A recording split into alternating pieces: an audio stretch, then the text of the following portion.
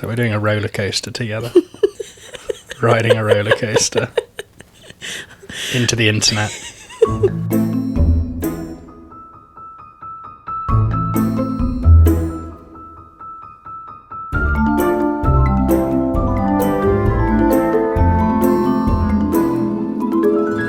Hello and welcome to our podcast, Mystery for Two. I'm Katie.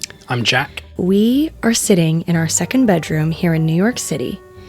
And the goal is every week, Jack and I are going to discuss mysteries. I am known to do a lot of research. I'm known to do a lot of storytelling without a microphone. Like whenever, I come across something good, I'm like, Jack, you got to hear this. And so I thought, why not record it? Record our conversations. Well, everyone that's listening is rather lucky because I get the pleasure of listening to all these fun stories you tell me every day, and now everyone else gets to. It's going to be fun, guys. I mean, right now, this is a lot of tech going on. If you're watching on YouTube, you'll see we have lights, we have cameras, we have all sorts of things going on. On the podcast version, you're not seeing any of that. So definitely make sure you guys go watch us on YouTube if you want to see the full experience and see the visuals of the stories we'll be telling. And you can see our gorgeous faces. You can see me look very uncomfortable on camera. If that, that's enough entertainment for anyone, I think. This is Jack's first podcast, so let's go easy on him, huh? Okay. Every single week, we will share stories of true crime, treasure, conspiracies, and the cobwebbed corners of history. Let's go. Are you ready to hear something kind of crazy? Born ready. Okay. Shock me. So today's story is about a heist, and in this household, we love a heist or a story about a heist. I don't think either of us have actually committed any sort of heist, or have you ever stolen anything? Can you even admit that on the internet without going to jail? My first podcast, and you're trying to get me to just admit to past... transgressions? Yeah, no comment. Plead the fifth. I have never stolen anything, but I have the guiltiest conscience ever. Like, I haven't even stolen, like, a pencil eraser from school. Like, I would never be able to do that, like, and not wake up in a cold sweat 10 years later. This mysterious tale today takes place in New York City, where we are actually sitting right now in the 1960s. And the value of the stolen loot was over $3 million in today's money. And the culprits are not the kind of guys that you would expect. But we will get to that. But first, let's start in the very beginning of our story. I'm saying the very beginning because what I'm about to tell you happened before the eventual robbers involved in the heist were even born. Perhaps before they were even a twinkle in their mother's eye, or whatever the saying was. So it's 1876, and we are starting today's story in Wisconsin. Eagle, Wisconsin, to be exact. And a man named Charles Wood is digging a well. So he's digging with his shovel, and all of a sudden he hits something hard. What do you think he's hit? What do you think he found? Whew, okay, Wisconsin, digging. I don't know, I'm just going to go for a plain and simple, treasure chest. Oh, plain and simple treasure chest. Plain and simple. As one does in Wisconsin. As one does. I've never been to Wisconsin, but I feel like it'd be nice there. Yeah. I'm feeling like a time capsule situation. Okay. That's what the first thing that comes into my head is. So Charles looks down and he picks up the rock that he had struck with his shovel. He looks at it and he thinks to himself, what a peculiar pebble. And so the next thing he does is he runs to go tell his wife about it, Clarissa. So Clarissa looks at this rock and must have had an inkling that it could be valuable, the women's intuition, because she brought the rock all the way to a jeweler in Milwaukee who identified it as a topaz. And mind you, this was quite a journey for Clarissa from Eagle, Wisconsin to Milwaukee because it's the 1870s. So she probably had to hop on her horse or ride in a buggy or a wagon to get there. Like maybe she took the train, but probably not. So Milwaukee wasn't just down the street for context. Like clearly she had a good feeling about this stone. Topaz is a pretty common gemstone that could be a variety of colors, but this one was a yellowish colored stone. It had a warm, sunny hue to it, and it was pretty large. So the jeweler looked at it and said that it was a topaz, and he told Clarissa that he would give her $1 and buy it off of her. And she accepted and handed over the topaz. $1 back in 1876, mind you, in today's money would be about $30. So, it's pretty common, not worth that much.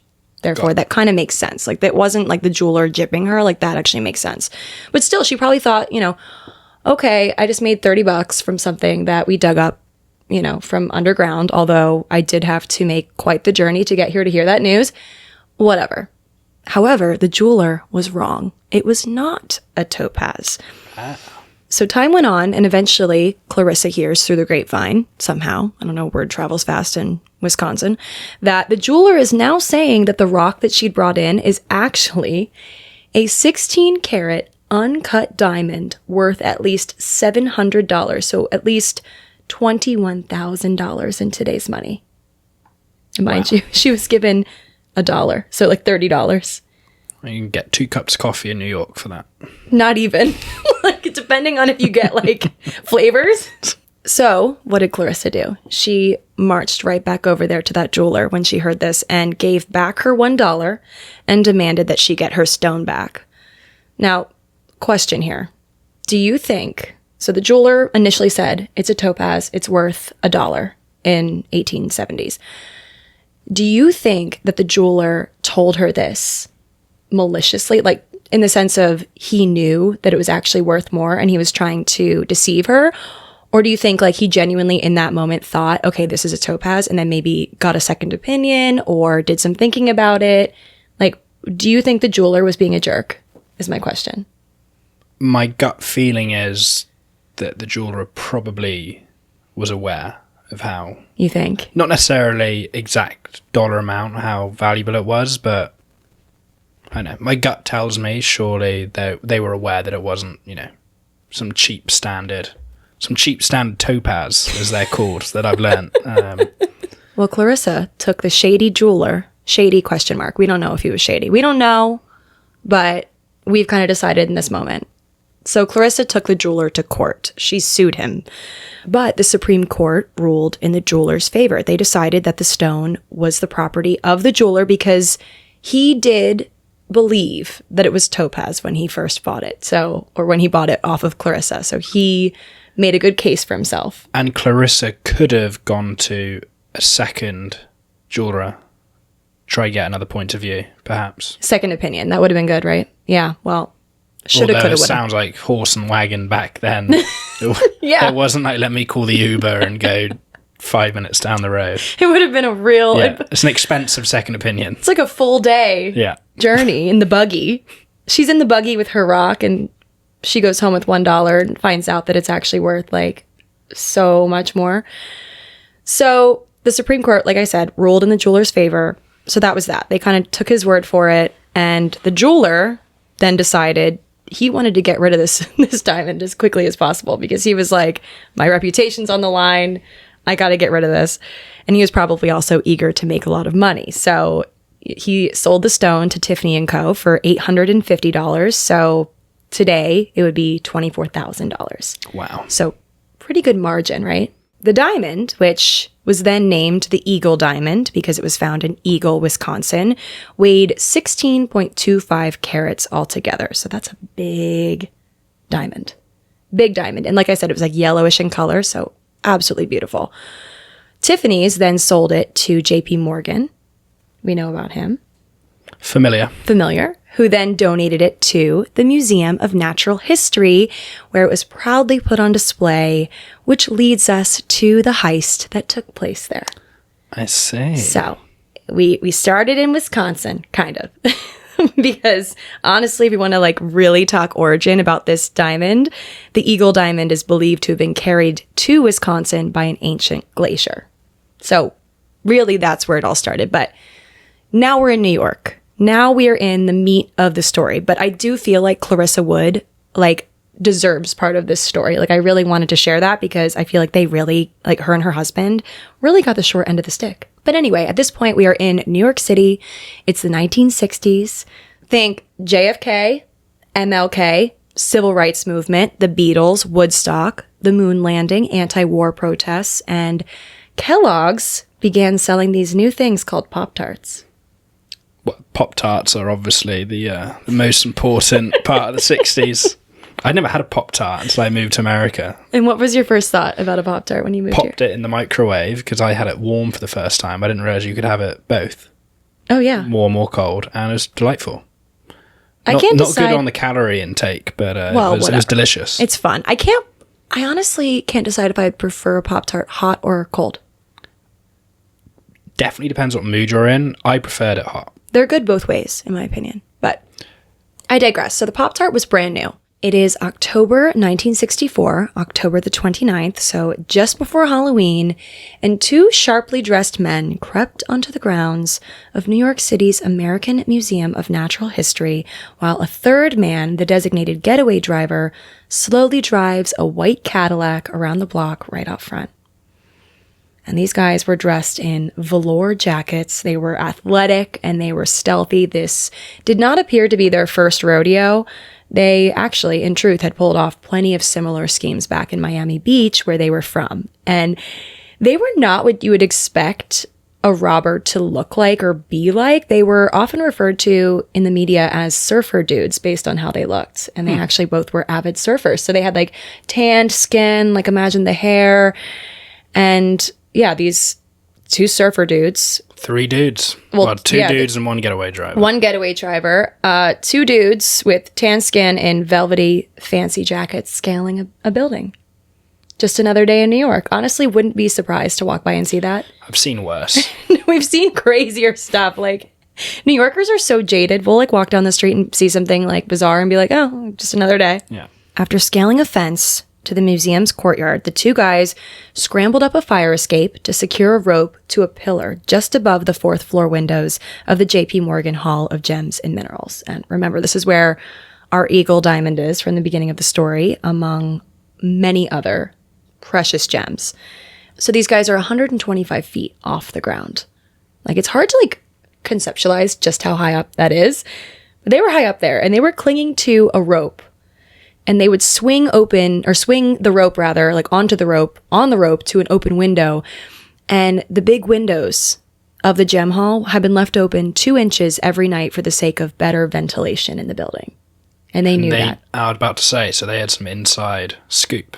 Well, they had cased the joint, of course. Huh. I've always wanted to say cased the joint. Cased the joint. They had scoped things out and I'll get to that, but they knew that was the case. So looking back, I'm sure, the higher ups of the museum were probably a bit embarrassed that they had the windows just not wide open, but open, like just begging for people to come in. But one of the guys successfully gets in, and then the other one almost fell after he startled a bunch of pigeons that burst into flight. After scoping the joint for months, pigeons take you down. It reminds me of the pigeon lady from Home Alone. Have you seen that? I mean, I've seen Home Alone. I'm thinking of Pigeon Man in Washington Square Park. There's always someone out there flicking breadcrumbs to the pigeons. Yes, he's the keeper of the pigeons. He might have been there. Who knows? Anyway, so the pigeons took flight, and this guy almost gets so freaked out that he falls to his death, pretty much. But he recovers. After scaling the building and jumping through the windows like acrobats they were in, with 25-foot-high ceilings and a metal gate locking it off from the rest of the museum, the Gems and Minerals Hall was completely isolated. And at the time, this area of the museum, the Gems and Minerals Hall, was far from being the most popular place in the museum. It was said that the museum restrooms received more traffic than the Gem Hall, which had been at the museum for over 70 years at this point. So it's kind of like old news, and people didn't visit it that much. So for that reason, it wasn't like taken care of in the way that it should. Like, despite having this collection for so long and how valuable it was, the museum didn't really publicize the fact that the glass cases in the Gem Hall contained some of the most valuable jewels known to man. People were more interested in the dinosaur bones and the extinct creatures of it all, not these like little tiny stones. So maybe that was why the security was so lax. But while most tourists didn't have interest in the gems, a couple of thieves from Miami Beach were entranced by them. So now we're going to meet the thieves. Are you ready? Bring them on. Alan Dale Kuhn and Jack Roland Murphy the two sharply dressed surfer dudes, scaled the building, and then jumped inside through the slightly open windows. No alarms sounded, no iron doors swung shut upon their arrival, the things that you would expect to happen when you're breaking into a museum. No guards pounced on them. It was quiet. At one point in time, the museum had At one point in time, the museum had a guard standing watch in the gem hall, but they'd cut his position years ago. So to give you an idea of the layout, I'm a very visual person. The most precious of the gems were in larger cases at the very center of the room, and they had alarms on their cases, but they had been non-functional for years. So, I don't want to compare heists, but it's, you hear about the recent Louvre situation and how lax apparently the security measures were there. It's truly mind-boggling. Yeah, I read something and I showed you that apparently the password to the Louvre's security camera system was Louvre. The Louvre password was Louvre. The thieves used a glass cutter. They just kind of kept going. They're like, oh my God, okay, no one's coming for us. So they used a glass cutter and duct tape to break into 3 display cases and then a squeegee to gather up about 24 jewels. Do you know what a squeegee is? That was going to be my next question. So funny enough, I actually know what a squeegee is because my dad has one in his shower and have you seen it? Oh, you use it to... Oh, I've grown up with a squeegee before. At a car wash, they'd use it So you don't have... Not even necessarily drip, so you don't have... condensation. Yeah, you just want a clear glass, basically. Yeah, you want to be able to see. So you I don't want to know, be smudgy. Never want to be smudgy. Never. So they took a squeegee. I don't know why they had one of these, but it worked, I guess. And they gathered up the jewels, 24 jewels. Wow, with the squeegee. Because they probably didn't want fingerprints. That's actually a really good point that I didn't think about, Jack. Huh. You're right. Okay, so that's what they did. And, well, actually, so this is what happened after they had initially tried to just smash the cases with a rubber mallet. But that's always the first, I'm going to smash it with a mallet. Let me just smash it. If that doesn't work. Then we try again with a glass cutter, which is, you'd think they'd start with the glass cutter. And not the loudest thing possible but I guess they were like, oh, there's literally no one here and no one cares. Let's just smash the glass. Well, the pigeons were outside making so much noise that they wouldn't have heard the mallet anyway. So, yeah, it turned out to be a little too loud. So then they pivoted to using the glass cutter to slice a circle in the glass, obviously, because that's what they always do in all the movies. And then they covered it with duct tape to prevent shattering and muffle the sound. And they yanked it out. So honestly, pretty sophisticated for a couple of surfer dudes. Well, you'd mentioned this wasn't their first rodeo. This wasn't their first rodeo. They pulled off much smaller crimes in Miami. This is the big one, though. Yeah, I'm talking pickpocketing. Oh, okay. Knowing someone was going to be somewhere and knowing that they would have a necklace on that's worth something kind of thing. Sure. But yeah. So anyway, the whole time they were looking over their shoulder, wondering why no alarms had sounded. They also feared that maybe the alarms were the silent alarms where it alerted someone in a room somewhere down the hall, but it didn't go off. So they would be surrounded when they exited. But so that being said, they worked very fast. They got 24 gems, like I said, including the Star of India, which is the world's biggest sapphire. It's milky blue with a star-like shape in its center, and it weighs about 563.35 carats. So this is massive. And then that's roughly the size of a golf ball, to give you some context. You know golf balls. Now we're talking. Now I know about golf. Okay. Jack loves golf. Well, when we called it the Eagle, is it the Eagle Diamond? Yeah, from the beginning of the story? My head went immediately to golf.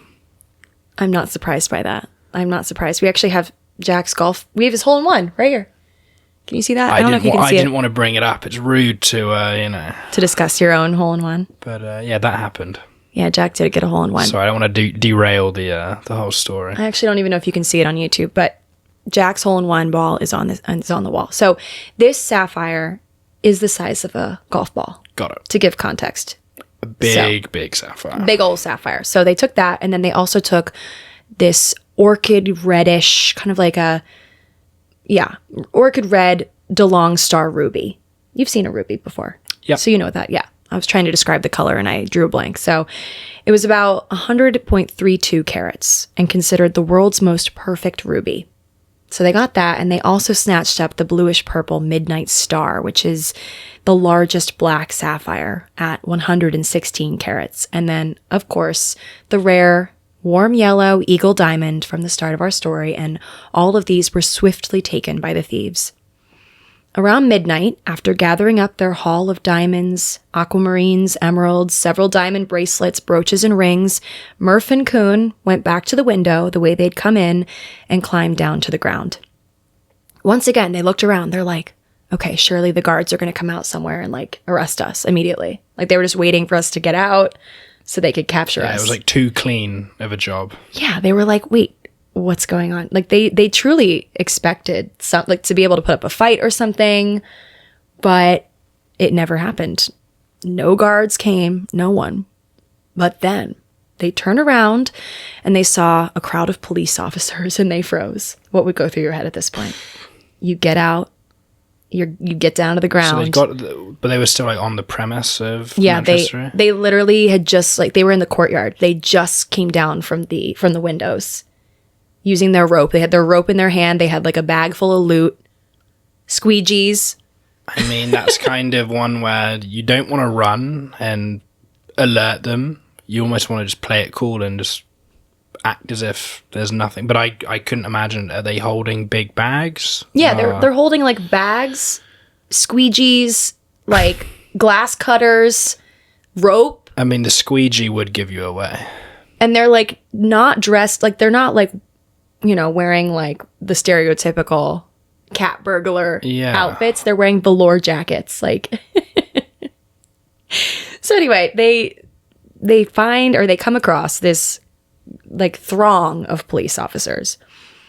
After a moment, though, they realized that the cops knew nothing about what they'd just done. They didn't even like look at them. They were just hanging out. What they found out was that it wasn't a response to the robbery, the group of cops all being there, but it was actually just a routine shift change from the local precinct. Classic. So they were really doing their jobs. They saw that, and then they also saw a man walking his dog who just was casually walking by with his dog.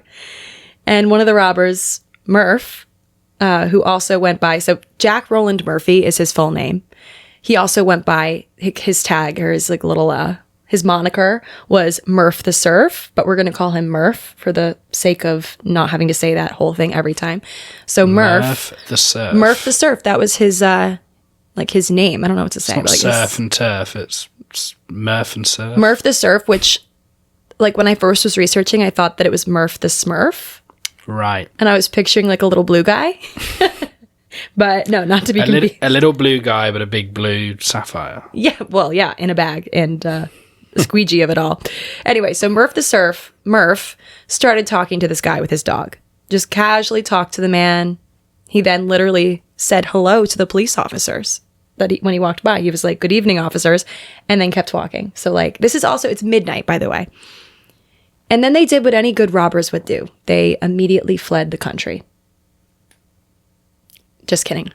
They actually didn't flee the country at all. They didn't even flee the state. They didn't even flee the city. Well, they probably wanted to surf again. They were straight back to Miami, weren't they? No, they weren't. They that night, so it's midnight. They headed over to the Metropole Cafe in Midtown Manhattan, so not far from number one where we're sitting right now, and number two from the scene of the crime. So they just went like down the street. Simpler times. And the reason was they really wanted to check out this jazz band. So they like just went straight to the bar. They were chilling. They were chill. They were very chill. That's a great night. Yeah. So I don't know. They were probably hopped up on adrenaline. They probably had the best night of their life. I mean, how much was the complete take? Did you say? Oh my gosh. Well, in today's money, wait, I had it at the beginning. 3 million in today's money. Yeah, 3 million and some jazz. 3 million and some jazz. But you know what? They still had to like sell it though. Like, you know what I mean? So sure. They did have quite a process ahead of them, but they were probably very excited. So let's talk about the robbers for a minute, like a little bit more about them and how they know each other. So the two that went into the gem hall and scaled the building, Allendale Coon and Murph the Surf. So Coon and Murph. Coon was 26 Murph was 27. And then we can't forget about the getaway driver, Roger Clark, who was 29. And I think you're going to love Roger. I feel like Roger has a big part to play. Well, we're going to call him Clark just for the sake of like all last names. But Roger, I just love that his name is Roger, first of all. And I just really feel like you're going to get a kick out of what he does. So anyway, these guys, they enjoyed the finer things in life. They liked living large. They liked thrills. They liked throwing parties and doing dumb things. So they had just driven up to New York from Miami several weeks earlier in their white Cadillac, like I said, and they decided to just move into a penthouse suite at the Cambridge House Hotel on West 86th Street. Just moved into a penthouse. And as one does. Kuhn and Clark had spent a few years together in the Navy, so that's how they knew each other. And then Murph was a college dropout and skilled surfer, like we said. They all became friends and started a little game of stealing things in Miami just to feel a rush, have a little fun. Kuhn, Clark, and Murphy. It sounds like a law firm. It does. Honestly, I mean, but literally the opposite of the law, of following the law, breaking the law. To them, it was all about the thrill of the chase, not necessarily the money, at least like when they were in Miami. They were like, it's just like the rush that you'd get from stealing something. I wouldn't know because, like I said, my conscience. But they also like to commit their crimes without weapons. Like for them, it was just not even about violence. It was just about the thrill. Almost more of a puzzle for them. They don't want to harm anyone. They don't want to kill anyone. Yeah. Take anyone hostage. Well, at least at this point in our story. Ah, I see. Things get a little dark, which we'll get to. But anyway, let's go back to where we are right now. So the guys went to the jazz night, okay? The next day, after the heist and the jazz night, Murph and Kuhn flew to Miami with the gems packed into a ladies' overnight bag. When they were staying at the hotel back in New York, they met a woman named Janet Florkowitz. So she was 19 years old. So she was young. Just a girl, practically. I was just a girl when I was 19, it felt like. And Kuhn was able to seduce her and convince her to go to Miami with them, which I have a lot of problems with. First of all, the age gap. Second of all, just smuggling her to Miami with them. But she went willingly, as far as we know, and she had no idea that the gems were inside of her overnight bag. So they were off to Miami together. They were like, let's just like slip these gems in her bag because like... So they kind of used her in the event where if they... got caught, they were on her possession. Yeah, either that or they were just traveling very light. Like, sometimes I have more room in my bag than you because, like, I bring a bigger bag on our trips. When have you ever had more space in your bag than mine? That's a whole nother episode. Okay, I guess that's true. But, like, I typically travel with a bigger bag than you. Sure. Like, because I have more stuff that I'm bringing. Like, you don't have as much. Or maybe I just kind of overpack. I don't have hidden gems in my bag, I'll tell you that. Not that we know of. Anyway, so she had no idea. Janet had no clue that she had these gems in her bag. So they're all off to Miami. 2 robbers and Janet are off to Miami. Back in New York at the hotel where the robbers had all of their parties, I guess they weren't as discreet as they thought they were. Or they pissed off the wrong person because a tip came in to the police station by a member of the hotel staff, and they said, hey guys, hey police, you should probably check out the penthouse suite of our hotel because there's some stuff here you might want to take a look at. So the cops got a warrant and soon Detective Jack McNally.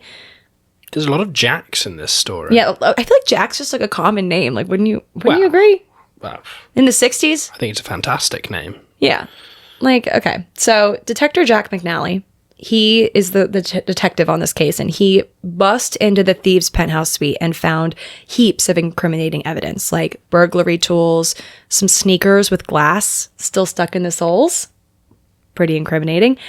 For whatever reason, they had left all of this behind, not thinking that, like... that people were going to trace their steps. Yeah. I guess that their biggest priority was just getting out of there as quickly as possible. At least Murph and the other guy. What's his name? The other guy. Murph and Kuhn. Kuhn did not do all of this to be known as the other guy. Sorry, I momentarily forgot his name because I was already thinking about the third guy. Roger Clark had stayed back in New York and hadn't left the city even really to go back to Miami with the others. He was quickly found and arrested at the very hotel where they discovered all of the evidence. So he's kind of a little silly for that. Yeah. He just stayed at the hotel. Like, two guys went. He didn't have the gems on him. He had nothing on him. So technically, like, you know, could they get him for it at this point? Did Roger snitch? Well, we will get there. So, yeah, he had stayed behind, but the other two, don't worry, they were also found shortly after, even though they'd fled back to Miami because of Janet. Janet. Oh, Janet. Young Janet. Janet. So she had left a boyfriend back in New York who was pissed that she'd left to go off with these two guys. I mean, can you imagine if I was like, hey, Jack, I'm going to leave you to go to Miami for a quick little trip with these two robbers, and I'm, you know. I mean, that's how villain origin stories begin. Also, so that wasn't even like the bulk of it. Like, she was also talking to her roommate on the phone. Like, just called her up. Hey, roomie, guess what I'm up to? And so it was very easy to track her down, and therefore all of them. But once they'd rounded up all the guys, they, of course, denied having any part in the robbery. And they also didn't have the jewels with them, which complicated things a lot for investigators. The robbers eventually, they got out on jail. They got out on bail. They got out on jail because no jewels, no crime. Kind of like no body, no crime. True. So they got out, and they, of course, then went back to Miami to continue partying. There just wasn't enough evidence for a solid case against them. Plus, the media loved them. They were portrayed as these like folk heroes and celebrities, which the police hated, which actually really does remind me of how the Louvre situation's being handled. Like, I feel like everyone like dressed up as the robbers for Halloween. Although, like, stealing is not right. Like, I'm not condoning stealing. So they were portrayed as being these folk heroes, celebrities. The police hated that, of course.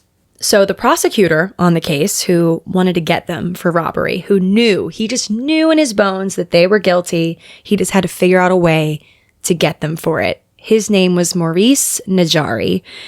And Najari had a brilliant idea of how they could finally do it, because he knew the robbers had committed crimes before and were actively still stealing things. Like, he knew he just had to find another crime that they committed, which shouldn't be too difficult, and get proof somehow. Because then the bail would need to be set higher, so they would be stuck in jail for longer, and it would buy him some time. And hopefully one of them would slip up and confess or turn on one of the others. Then it happened. One day, an actress named Ava Gabor reported that she was mugged for her jewelry in Miami. This positive ID gave the authorities grounds to keep the robbers locked up in jail in downtown Manhattan in this place known as the Tombs. That's what the jail was called. Sounds ominous. Yeah. No, sounds really scary. The Tombs. Like, oh, where are you being sent? Like, Rikers? No, the Tombs. The Tombs. Goodness. Which, according to the prosecutor, was a very, very scary place. The Tombs was known for its overcrowding, dirty conditions, and how corrupt the people were that worked there. So clearly, these three guys did not want to stay locked up there for long. One of the robbers, Kuhn, came to the prosecutor, Mr. Najari, and said, hey, I'll give you the jewels back if you get us out of here. Kuhn had one night of cold water and called it a day. Yeah. Kuhn was like, this isn't going to do. This will not do. So he went to Mr. Najari, the prosecutor, and said, I will give you the jewels back if you get us out of here. Or at least if you like put us somewhere better than this place. Like, they were looking for some leniency. They were like, we're probably going to get in trouble. Like, we're not going to get out of this scot-free, but like, please put us somewhere like with better conditions. Surprisingly, Mr. Najari believed him and agreed to Kuhn's offer. Just like that. Kuhn was taken out of the Tombs prison and flown down to Miami. He said, bye, Clark and Murph. Like, I'm out of here. He left them. It wasn't a team, like... Well, just wait. But wow, yeah. Okay. So he flew to Miami. This is crazy. So Najari, the prosecutor, sat right next to him on the plane. And during the flight, the whole flight from New York to Miami, Kuhn is like, so, like, what would happen if you just let me go? Like, what he was trying to, like, negotiate. He was like trying to bribe the prosecutor. He's like, I'll give you one of the gems and I won't tell anyone if when we land, you just let me run. And Najari's like, no, like, I'm not doing that. He's like, okay, fine. Najari's an honorable man. Yeah. Like I read an interview with him and he was like, there were multiple times where like he would just like offer something to me, and I'm like, dude, no, like I'm not doing that. I want all of these jewels recovered and brought back to the museum. So anyway, yeah, I have a quote here. Kuhn would say, all you have to do is turn your head away and I'll make you a rich man. Najari told Kuhn, you're going to jail and I'm going home to my wife and kids. Nice. So He was tempted. I'm sure he was tempted. yeah. However, they did end up in Miami to retrieve the jewels, but Kuhn said he would only help if they could get a flashy red Cadillac convertible rental to drive when they landed. He wanted one last piece of Joyride. piece of bouginess. I mean, yeah. So shockingly, Najari actually did say yes. He said yes to that. So they had a flashy red convertible to drive around in Miami. It's not quite the same as a flashy red convertible, but when you see a lot of these interrogations, when they basically know they've got the person and they ask for, a beer or a cigarette, like they'll give them what they're asking for. It's like, just preach, just confess, or in this case, give us back the jewels. Sure, we'll go to Hertz and rent something for you. Yeah, true. Okay, so they drove around in style in Miami looking for the jewels. And of course, like I said, the media loved these guys. They were like, this is like so cool that these surfer dudes were able to like pull off this heist, even though it wasn't like confirmed that they did it.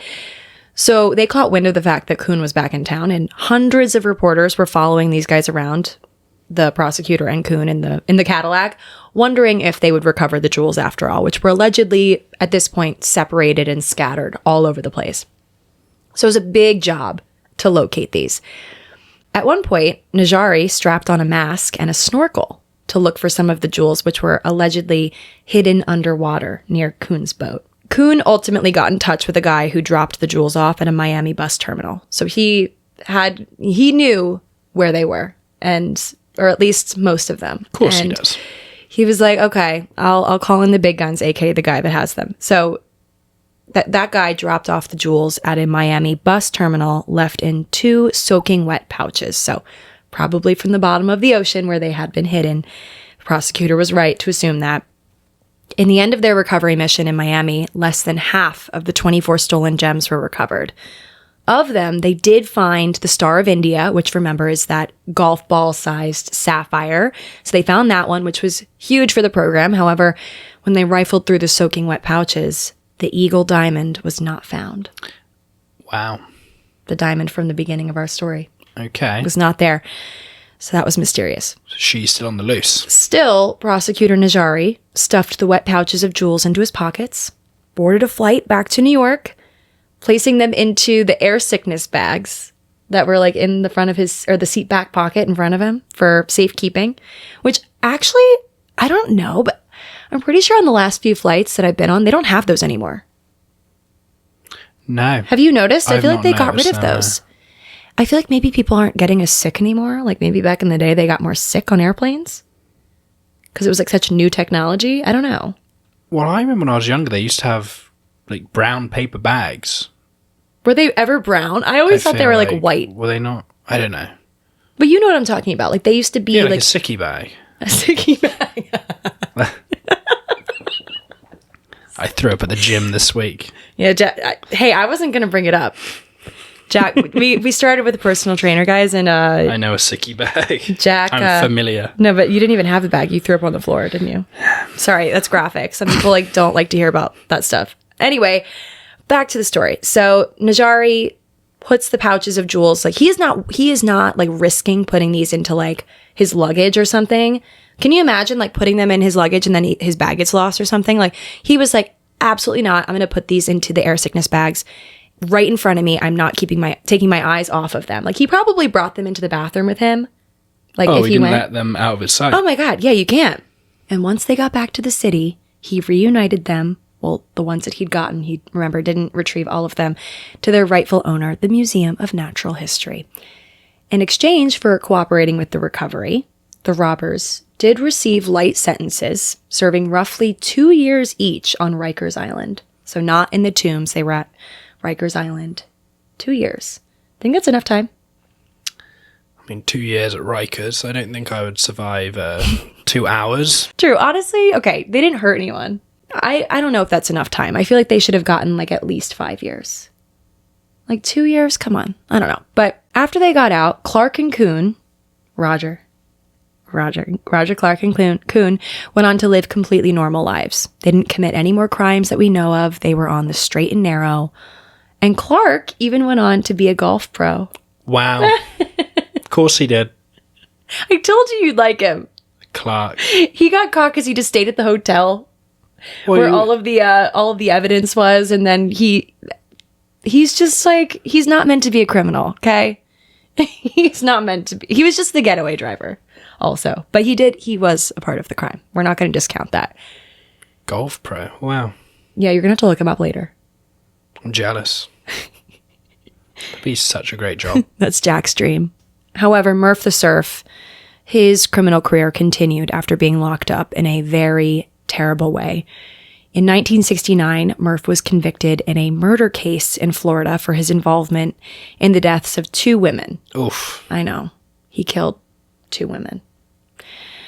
So, to tell you more about that, he was involved in the 1967 Florida murders of Terry Ray Frank and Annalee Mon, 2 secretaries in their 20s who had stolen $500,000 in stocks from their Los Angeles employer. Murph and his accomplice, who is a guy named Jack Griffith, so another Jack in our case, but not a great Jack. Darn Jacks. So the 2 of them were allegedly conspiring with these 2 women to score some money via the stocks, like their company stocks. Later, the women that they were conspiring with were found bludgeoned, shot, and stabbed to death in Florida's Whiskey Creek waterway. Yeah, so maybe Murph the Surf needed a few more years at Rikers. Yeah, like Well, that's not terrible. great, not great. But luckily, they were accused. But the two, not to say they deserved it, but the 2 women that were murdered, they were involved in that crime, right? They were were also involved. So it was kind of a case of, Yeah, you have 5 people rob a bank, and one guy kills the other 4 people, so they take all the goods. One of those situations. Yeah, it seemed like they didn't want to split it 4 ways. Yeah. They wanted to split it 2 ways, and that sure. was probably the motive. So they both, of course, Murph and Jack Griffith, his accomplice, they both accused each other, but were convicted of murdering Terry Ray Frank, which is great. So they were convicted. They were found guilty. Murph was sentenced to life in prison, and Griffith was sentenced to 45 years.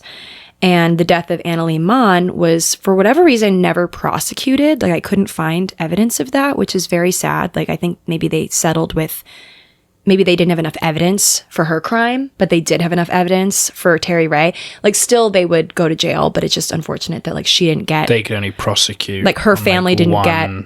Yeah, I'm not sure. Yeah. I'm not sure why, but that's very sad. Like, it's really unfortunate that, like, Murph had to go on to murder people. What year was that? So this was in the 80s. Oh, no, sorry. This was in 67. Sorry. So that's still pre-DNA, right? Yeah, this happened in 1967. Yeah. Sorry, I got I'm going blind. I thought that was an 8. It's a 6 on my notes here. I'm new to this, okay? Yeah, so this was pre-DNA. They probably just didn't have enough evidence. Yeah. But anyway, so they did go to jail. They went to prison, so that's good. Back in prison, Murph randomly created, this is really interesting, he found God. I feel like that happens a lot. He found God, and he created a popular Christian ministry program for fellow inmates. And in 1986, we've shot forward a bit, he somehow convinced the Florida Parole Board that he had discovered God and was a completely changed man, and they believed him. So, like I said, like, he was sentenced to life in prison before, and now he's like before the parole board, and they let him out, like, on parole. Like, he was out from life in prison to out on parole, like, just like that. Just because he found God, like, make it make sense. I don't know. So he, like, created this ministry program in the prison, and the parole board was like, oh, he's a changed man. He won't kill anyone ever again, which he didn't, but like, what if he did? Like, it just doesn't feel like he got enough time. Like, he was in, like, I believe he got sentenced like 1967 or 68, and he got out in 86. That doesn't feel like enough time for taking 2 lives. But back to the stolen jewels. Today, about 60 years after the heist, most of them have been tracked down. The DeLong ruby, for example, was recovered in 1965. And that story is actually really interesting. So what happened? This is how they recovered the DeLong ruby. The unknown mysterious holder of the ruby, like whoever had it, agreed through third parties to give it back if and only if he were paid $25,000, which would be about $257,000 today. So that is a lot of money. But like, who would they get? Like, the law, like, who would they get to pay? Like, the police officers or whoever was in charge of this case, like, how would they come up with $257,000? So really interesting. A bored millionaire came across this story and was like, oh, that's like the change I have in the bottom of my messenger bag. I was going to say purse, but it's a guy. So I don't know. He might have had a purse. He might have had a purse, a man purse. So like, to a billionaire or a millionaire rather, like, that's a lot of, that's, you know, that's not as much money. Drop in the ocean. Yeah. Okay. Maybe to a billionaire, that would be like the change in the bottom of his bag. But like, yeah, 250,000 to a millionaire is still a lot of money. That's 25% of their net worth. Yeah. So. I had thought like billionaire. I don't have like a concept of like how much money a billionaire truly has. Like, it's just beyond what my brain. No, the difference between a millionaire and a billionaire is like obscene. Okay. So anyway, so it was a lot. It was a chunk of change for this guy, but like, still, he was bored. He wanted something to do. So there was this wealthy Florida businessman named John D. MacArthur. And at one point, he was one of the 3 wealthiest men in America. So honestly, you know what? He might have been a millionaire back then, but he, like, in today's money, he might be a billionaire. True, yeah. I actually didn't think of that when I was doing this research. Like, he actually might be a billionaire. So this might be like the change in the bottom of his bag. But you know what? For the sake of the story, He did it. He did it. Bought Okay. it. He did it. And, you know, he probably also just like wanted to be involved, you know? Well, a little bit more New York history. I forget the person's name, but it's the super rich dude or family that kept the boathouse alive in Central Park. Yes. That was going under, and some guy just came in and liked it, or it was like childhood memories, something like that, and just cuts the check and boom. Yeah, they never named who that person was. Yeah, I think it was like fully anonymous. Yeah.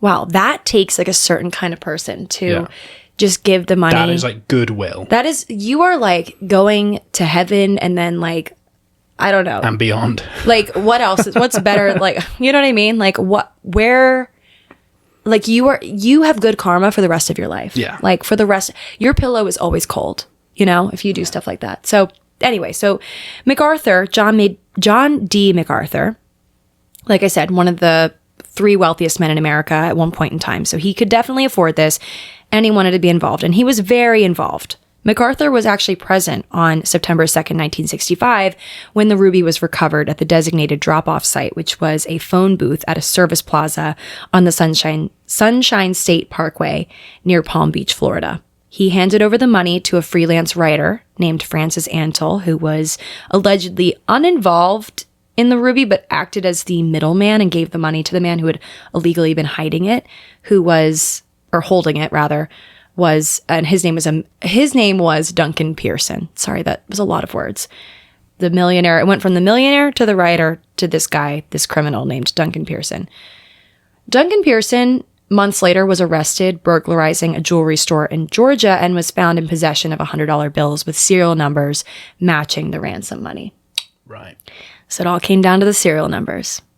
Love when that happens. He was convicted and sentenced to 10 years in prison for his involvement in the DeLong Star Ruby case. You might notice that's less time than the original robbers even spent in jail, which is wild. However, he was a known robber, so maybe they tacked on charges from another case.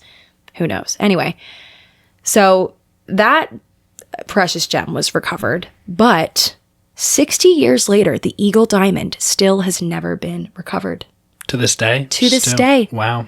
So way in the early parts of our story, when Charles digs up a rock and gives it to his wife Clarissa, and she goes all the way in her covered wagon all the way to Milwaukee, and it ends up being this, not a topaz, it's a gorgeous yellow diamond. Well, the chain of events is wild, because if it wasn't for that going to the museum, then it doesn't necessarily get placed with the other jewels, Yeah. And then, I'm sure the robbers would have still gone for there would have been high something value else.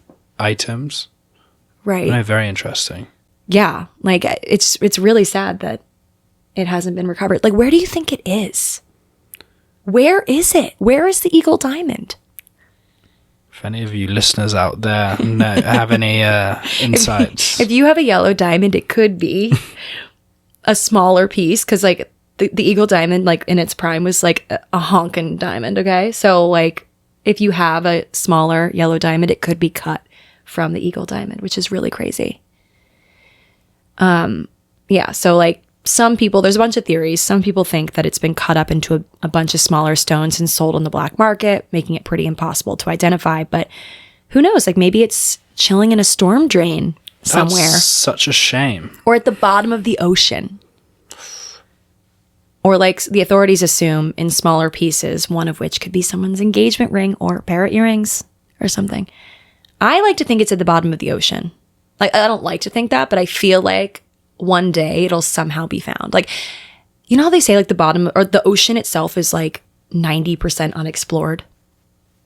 Like, I feel like there's going to be some technology one day and maybe we'll find it like just chilling at like the way bottom of the ocean with the fishes down there. I don't think people are too keen to go on submersive vehicles. It is really interesting, like what Jack's talking about, the submersible, the Titan. I mean, it's a very interesting, very tragic story, but... Well, that goes back to the whole theme of the Titanic, of looking for the jewels. You're exactly right.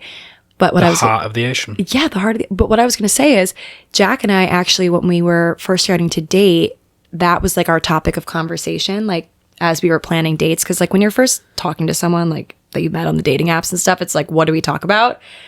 And this also leads me to why we even have this podcast now, because... The fact we were intrigued by that. Like, both of us are just so interesting in, like, the unexplained and the mysterious happenings, and stories that just haven't been explained or have been. And I just love a mystery. I just started my first Agatha Christie novel. And I don't want to say I always love a mystery, because sometimes they're really tragic, but I'm just so intrigued. Like, that's more what... Well, what I was going to say about this is typically when we watch a show, more along the lines of serial killer vibe, we don't love a cold case show. We do like an end or a solution or justice, rather. Yeah, it's not even like, because it's like, it's the justice aspect. Like, I want to see someone get caught. Yeah. I want to see someone go to jail. This for feels what they did. more cold casey, because the diamond... It the isn't Eagle satisfying. Diamond is still out there. Yeah. It isn't a super like satisfying, like, oh, we found the diamond. But you know what? We could always issue an update later in our, who knows, maybe they're probably still looking for it. 60 years later. It'll be worth even more now. Oh my God, so much money. So it is truly a mystery where the Eagle Diamond has ended up. But that is it for our first episode of the podcast. How are you feeling, Jack? I feel good. Yeah. Yeah, that was... Was it a good story? I mean, I had no idea where it was going. I thought they were going to find it, so I'm shocked that it's still out there. Mm-hmm. And I didn't expect the robbers to have such a in and out, get back into that lifestyle. Mm-hmm. Some of them didn't get back into it. Mm-hmm. Then Murph, unfortunately, murders 2 women. Which is so crazy. That's what's kind of crazy to me. Yeah. That you get given the chance, or you get caught, and then you come out, and he actually got in worse trouble. Yeah, but like, still, dude, just go to Hawaii and surf. That sounded like his calling. Yeah, I think it truly was like he liked the thrill. But like the thrill, I don't think maybe not the thrill of murder, but I think he liked the thrill of like doing something bad. I'd like to know more about his childhood and his family. That would be like another deep dive that I'd have to do. But yeah, I really am feeling so bad for like the 2 women that died. Like they were in their 20s. They had the whole rest of their life ahead of them. So that is an unfortunate part of the story, but they were involved in the scheme though. They weren't saints. They weren't blameless, but like you don't deserve to die for being involved in like. That's fair. You deserve to go to jail. You do, but not to die. But I digress. Anyway, truly an interesting story. I've known about this story for a little while now, and I'm so glad that we got to tell it for our first episode. And you guys, we have a lot more to give you every week. Yeah, after I can't this. wait. I'm excited for the next one. Jack's gonna have his mind blown. Like, we started out pretty easy, okay? I'm not gonna lie. It's just like, we dipped our toe. We're also just getting comfortable being Well, what I like together, is Katie podcasting. will walk around the apartment. She's got her iPad here. She's writing her notes. She's, building out the story, doing her research, and I'm obviously not allowed to know anything about it. So I have another week of Katie scurrying around with her iPad. Anyway, it's going to be a very fun project for us. Thank you guys for being here for Mystery for Two podcast, episode 1. Stay tuned until next week for episode 2. And that's all. That's it. We don't have like a trendy outro yet. I don't know. Cheers, guys. That's what I have. Cheers. I like that. Well, I can say cheers. I'm the English one. I can't say cheers. Just doesn't sound as good, does it? All right, I'll just say bye. Bye. Cheers.